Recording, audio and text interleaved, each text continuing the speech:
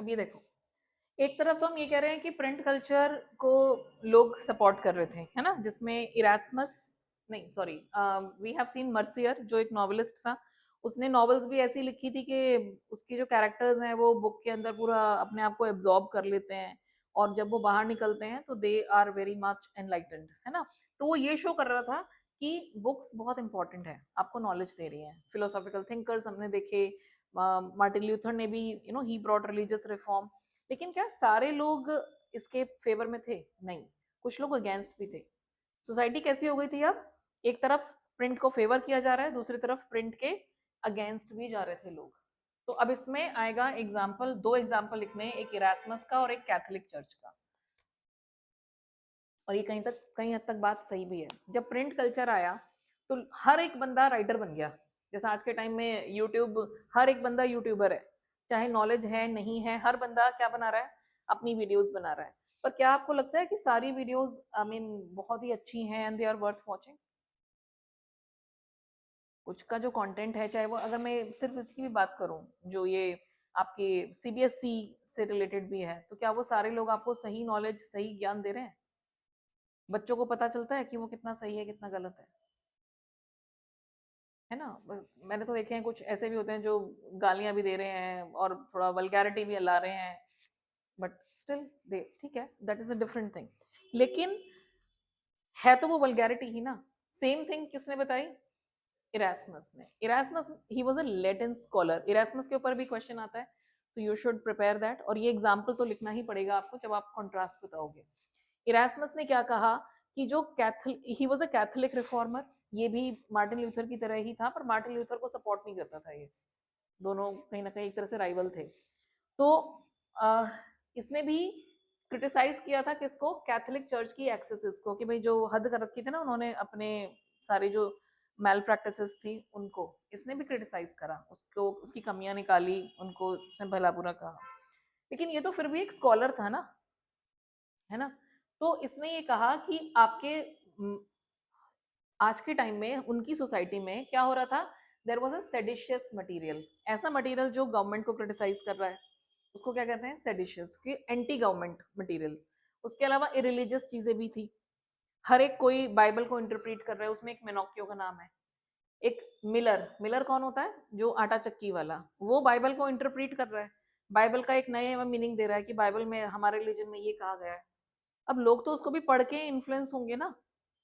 तो ये प्रॉब्लम भी आ रही थी वहां पे, कि कुछ बेवकूफ डफर, वो भी क्या कर रहे थे, वो भी बन गए writer, and they were publishing. तो इरास्मस का भी कंसर्न ठीक था कि भाई बहुत मुश्किल है अच्छा मटेरियल निकालना। और कई बार क्या होता है, इन सब की वजह से, स्कैंडुलस, सेडिशियस और इरिलीजियस मटेरियल की वजह से, जो अच्छा वाला मटेरियल है वो शेडो हो जाता है, छुप जाता है या नहीं? आप कैसे पहचानोगे इतने सारे समंदर में कि कौन सा मटेरियल अच्छा है, कौन सी बुक पढ़नी चाहिए, कौन सी नहीं पढ़नी चाहिए? That was again the issue. तो ये एक कंसर्न इरास्मस ने दिया जो अगेंस्ट है इस टॉपिक के।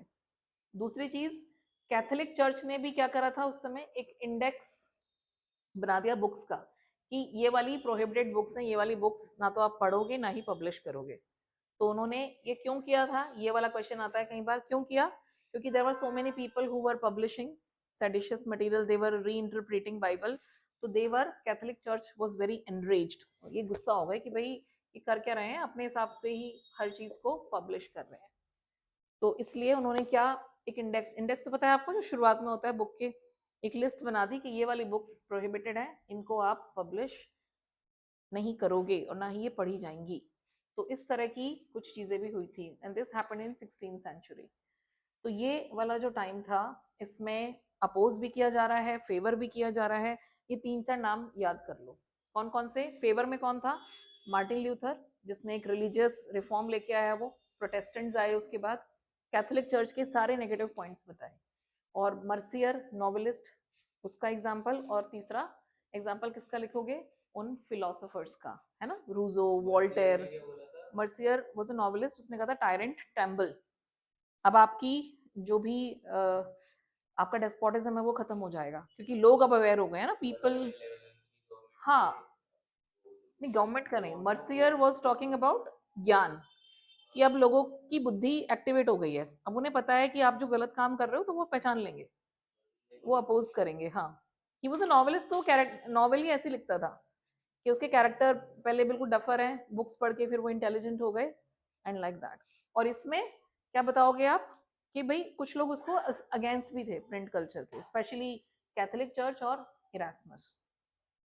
देख रहे हो, ये इरास्मस कैथोलिक चर्च को क्रिटिसाइज कर रहा है, बट वो प्रिंट को भी क्रिटिसाइज कर रहा है कि भाई सारा प्रिंट पढ़ने लायक नहीं है। ये नहीं है कि तुमने एक पूरा सैलाब लिया है, तुम तो बाढ़ से आ गए किताबों की, हर कोई राइटर बन गया है, but that is also not the right way. Erasmus Catholic के अगेंस्ट था, उसको भी पता था कि ये गड़बड़ तो कर रहे हैं ये लोग चर्च वाले, कैथोलिक चर्च वाले। नहीं पर भाई उसका पॉइंट सही है ना, वो क्या कह रहा है कि आप ये तो गलत है, मैं मानता हूँ, है ना, वो क्या कह रहा है इरास्मस, ये गलत है, लेकिन आप ऐसा मटेरियल भी मत प्रोड्यूस करो ना कि जिससे लोग भड़कें। प्रोवोकेटिव मटेरियल तो मत भेजो ना। सेडिशियस का मतलब क्या है कि तुम गवर्नमेंट के खिलाफ ही भड़का रहे हो लोगों को। भाई कुछ तो चीजें आपको फॉलो करनी पड़ेंगी ना। आप बिल्कुल ही गवर्नमेंट के खिलाफ हो जाओगे, सारे धरना देख के आ जाएंगे सड़क पे, तो चलेगा? ऐसे तो फिर आप सिस्टम को चला ही नहीं सकते ना। तो कुछ चीजें तो आपको फॉलो करनी पड़ेंगी ना। अब माँ बाप की अथॉरिटी आप मानते हो ना, या हमारी मांगे पूरी करो हर समय ऐसे ही करते रहते हो, इट्स नॉट पॉसिबल। तो he was quite right in his ideas. Got it? तो ये नाम बेसिकली आपके लिए चैलेंज क्या है, ये नाम को याद करना। मार्टिन ल्यूथर और मर्सियर फेवर में बताओगे आप?